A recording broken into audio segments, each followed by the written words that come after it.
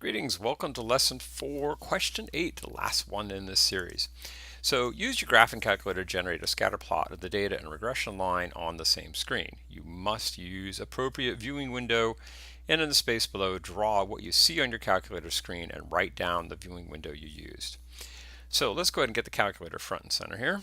So if we do that, we see the calculator here, and when in the earlier slides or in the earlier video, I showed you how to get the calculator to automatically store the regression equation into Y1, and I've done that already. So if not, then make sure you go back and watch the one how to generate the regression equation.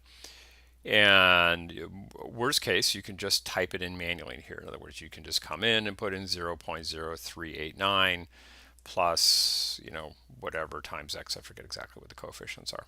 Okay, but you can do that. I have faith in you. All right, so we want to get the scatter plot and the regression line on the same window. So let's go ahead and let's blow up our window here a bit so you can see what I'm doing a little in more detail.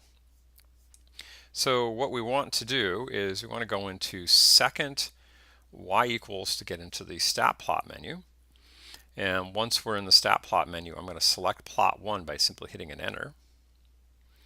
I'm going to go ahead and highlight the word on and hit an enter to select that.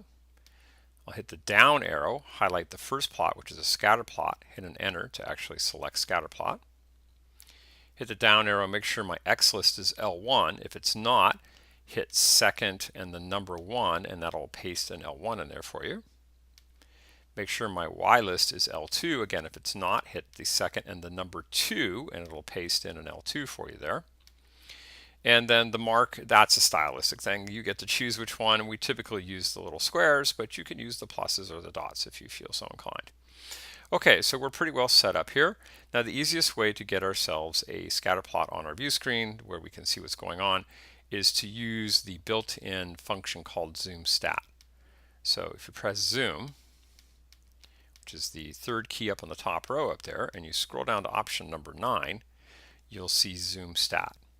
Okay, so if we select that and we hit an enter, we get the following. All right, now they're going to want the window settings from us, so let's go in and inspect what window settings just occurred when we did this. So if we hit window, notice the X-min's going from negative 2.6 to 28.6. That's plenty big interval. The Y-min, though, they went to basically 1. Why? Well, because there wasn't a whole lot of stuff below 1 million. So they didn't bother doing that. We're going to go ahead and go 0 so we can see our x-axis because that's kind of what they've inferred to us. And then 2.58, that's fine. Let's stay with that.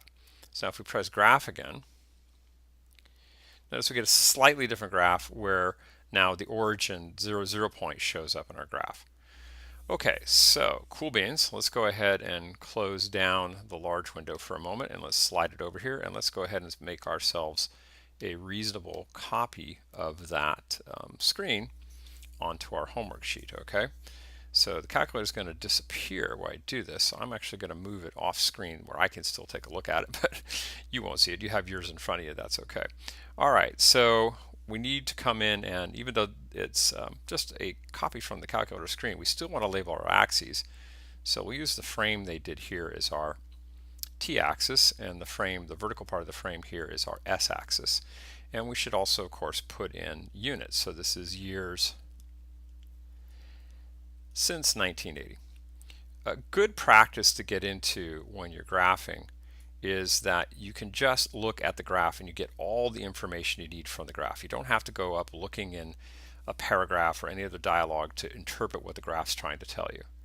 So S, that's in what? S was in millions of dollars, right?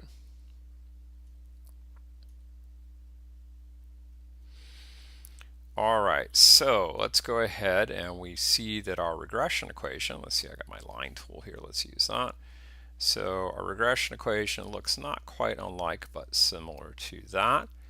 And then our scatter plot looks pretty similar to this, looking on the calculator. I'm going to use little X's for my scatter plot points. If you want to put the little boxes or draw little O's on there, that's fine, but I find for my limited drawing abilities that the X's work out really well for me.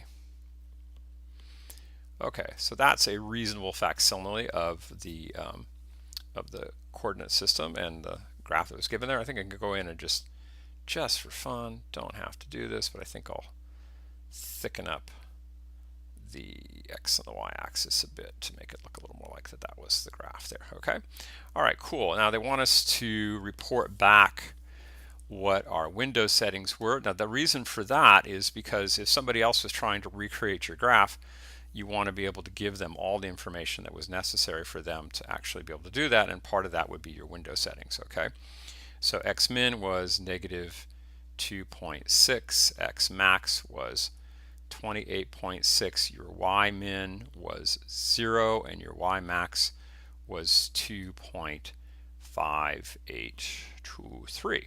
And so now with all of that information, they would be able to, on their calculator, come up with the exact same graph that you did.